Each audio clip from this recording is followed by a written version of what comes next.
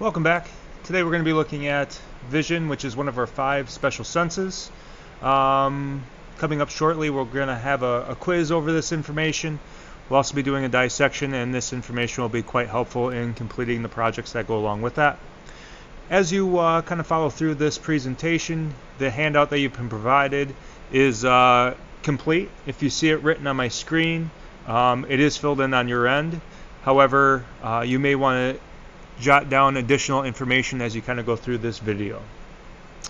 Let's start by talking about the electromagnetic spectrum. First off, what we have to understand is that there are things present in front of our faces that we cannot see. Things like X-rays, ultraviolet rays, radio stations, AM as well as FM, also the rainbow colors, so visible light. So how is it that these things are in front of us all the time, and why can we not see them?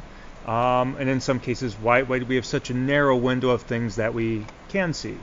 Well, to start with, all of these things that are in front of us, they have a different wavelength, measured in nanometers, which is quite small. Let's look at what a wavelength actually is, though. Here we see a wavelength. Those things, FM radio waves, TV waves, colors of light, they all travel in front of our faces in this kind of pattern, a wavelength. Now, how large a wavelength is, that's measured from the top of one peak to the top of the next peak. Whatever that distance is, that happens to be a wavelength. Conversely, you could also measure it from the valley to the valley. They would be the same length as up at the top. But long story short, the distance between the top peaks, that is the measure of the wavelength.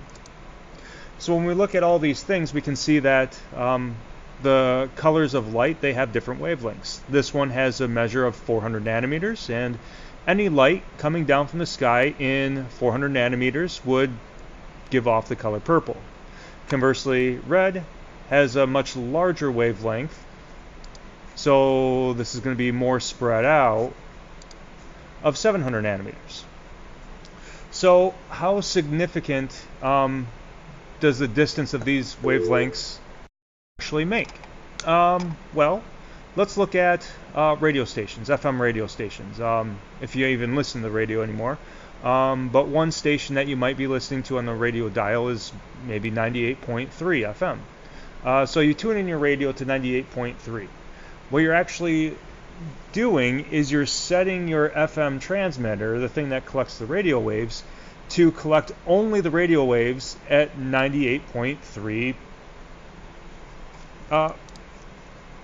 nanometers. So it's at 98.3. Well, what happens to the radio station if you change it just 0.2 of a value upward? So if you go from 98.3 to 98.5. 98.3 and 98.5, they're very close, but what would happen? You would get an entirely different radio station. So wavelengths, even a slight adjustment one way or the other, can really cause changes, like we saw with the FM radio dial. So looking back at our colors here, when we look at things in our world, we see things as if having different colors. The seats in my room are blue. So we need to start understanding, why are the seats blue? Well, first off, we have to understand that literally everything in our world, it actually doesn't have color. There is no color. We live in a black world. What actually gives those things colors? Well, we have to look at the sunlight. If you look at the sunlight, which is not a good idea, don't look at the sun, that's a bad recommendation. I would describe the sunlight as having a white color to it. And you'll understand shortly why I would explain the sunlight to have a white color to it. If you look at the seats in my room, they're blue. Why are they blue? Why are they not these other colors? First off, it's pretty straightforward when you hear that all of these colors are in the rainbow. It's pretty straightforward to hear that all of those colors are in sunlight. So then it's understandable that with those seats in my room, red, blue, orange, green, yellow, violet, they're all those colors are hitting my seat. Why are they blue then? Well, the reason why the seats appear to be blue is because they have a pigment. Pigments are things that absorb in light, kind of like a sponge. They suck in things. Our chairs in our room have pigments that absorb purple light. They absorb blue light, or not blue light, this light blue light. They absorb green light, orange light, yellow light, red light. They absorb all those colors. But the chairs do not have a pigment to absorb blue. All of these colors, they hit my chair, all of them are sucked into that chair except blue. Blue is then bounced off my chair just like a mirror. So the light hits the chair, it bounces off the chair, and then the blue wavelength, that is the only color of light that travels into my eye. That allows me to perceive the chairs in my room as having a blue color, even though they are technically colorless. It will apply to anything else around us. Now, you might have heard me say, like, nothing has color. Well, why is that? Well, what is color? Color is sunlight, and when we turn off the lights, what happens to the color of everything in the room? There is no color, correct? So technically, things don't have color, but they do have pigments. And when light hits things, the pigments absorb or reflect, depending, causing things to appear to have a certain color. Going a little bit further, one thing that I find exceptionally kind of interesting is we see things. But what actually goes into our eye? The only thing that goes into our eye is light. That is the only thing that goes into our eye is light. I find it quite remarkable that our eye can collect light, nothing more than wavelengths and things, and it can actually turn light into an object, allowing us to see things and see shapes. I find that incredibly remarkable. Some of you might have heard me say in class the other day that if I could go back and do college again, I would probably study to be an optometrist. This stuff is pretty amazing if you really think about the complexity behind it all. All right, let's start looking at parts of the eye. To start with, the eyeball. It is specialized. It collects light, as we mentioned, and it is able to take light and it turns it into a picture that we can see. Our eyeballs are about 2.5 centimeters in diameter. They do not increase in size as we get older, so the eyes you have now, they're the same size as the eyes you had when you were born. And the eyes that we dissect in a week or so are about the same size. The next slide, we can see the different components of the eye. We can see the anatomy of it, so to speak. Let's start by looking at the eye structure. You might want to pause this video and fill this in on your handout. But the sclera, this is the tough white outer region of our eye. So when you look at your eye and you see white, anywhere you see that, that is sclera. It's very, very tough. It's remarkably tough to cut through the sclera. When you dissect your eye, you're going to be amazed. We kind of consider our eyes to be these delicate, fragile things. But when you touch the sclera, you might change your opinion on how delicate our eyes might actually be. Some other things about the eye that we can see on the surface would be the cornea. The cornea is a clear lens, and this is what light can go through. Some vision problems are the result of a misshapen or maybe wrinkled, if you want to say wrinkled, cornea, which can cause light to kind of scatter as it goes through it into the eye. The colored part of our eye, so what gives people those pretty blue eyes, would be that would be the iris. The iris is the colored part of our eye. Colors created by our DNA, our proteins that can cause this to have the color that it has. Also, from the front, we can see, although we don't really realize it, we can see the lens.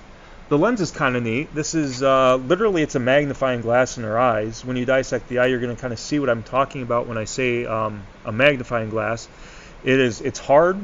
It's just like a magnifying glass, and you have to actually pull it out, and it's not yellowed and if it happens to be transparent, which it won't, you could lay it on your paper, and it will actually make the words on your paper bigger, like it magnifies things. Another term you're probably familiar with would be pupil. That is, as you can see right here, it's the opening. It's a hole. It's a black part of the center of our eye. And I do say hole, and when I say hole, I mean hole.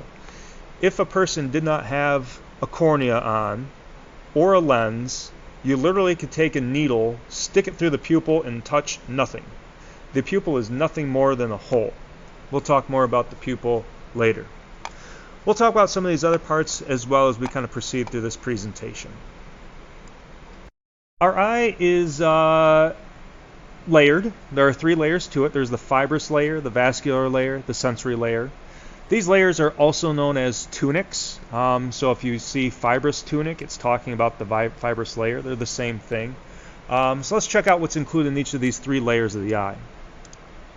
The outermost layer is the fibrous layer, or fibrous tunic. It's the outermost. It does contain 2 things. We spoke about both of these a little bit already, both the sclera and the cornea. So let's look a little bit more about the sclera and the cornea. Sclera, as mentioned, is the tough white outer part of our eye, which is pretty much every part of our eye that's not the iris or the pupil. So it's not this part, but it's everything else, including the back side of the eye. And as you can imagine, the purpose of it, why it's so thick and why it's so hard and dense, is to protect the inner tissues of the eye. Inner tissue of the eye, those are quite delicate, and if the inner part of our eye gets damaged, that can lead to blindness. As mentioned, the cornea, it's the front part of our eyeball. This would be the thing that you would put a contact lens on top of. The cornea, it is clear, and it allows light to pass through it. Thank goodness it's clear. Go through the pupil, through the lens, and the lens will direct the light to the retina, which is on the back of our eye. The retina is the nervous part of our eye, which is able to actually collect light and translate that light into an image. Now, you may have heard of different types of eye surgery. LASIK is the one I'm specifically referencing. The fact that the cornea is clear and also a vascular allows for these surgeries to be quite easy, harmless, and quick.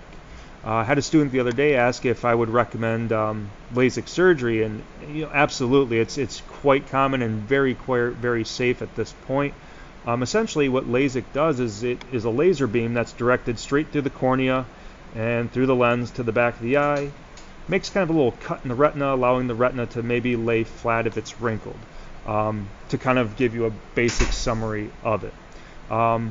So it being clear allows for surgery to be quite easy, painless. It doesn't hurt at all, and it takes about like 30 minutes to do, to my understanding. Slide here we can see a person that has a cataract. You may have heard of people that have had cataract surgery. So what is it? Well, first off, we can see an eye that has a normal cornea, and over here an eye that has a yellowed cornea. And obviously, if we have something going on like this with our eye, it's going to make light very difficult to pass through, which is going to complicate vision. So what causes this? Well, as we get older, the cornea themselves, they not always, but they can become denatured. They start to get old and worn out. And they can start to become clouded.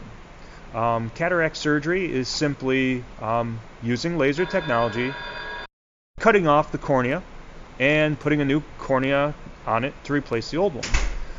Based on this patient, if this eye is that cloudy and if this eye is not, my guess is this individual already had this eye done. Cataract surgeries, they tend to do one eye at a time because it does require a few days to kind of recover from that. In the second video, we will pick up on the rest of this information, so I will see you in that second video.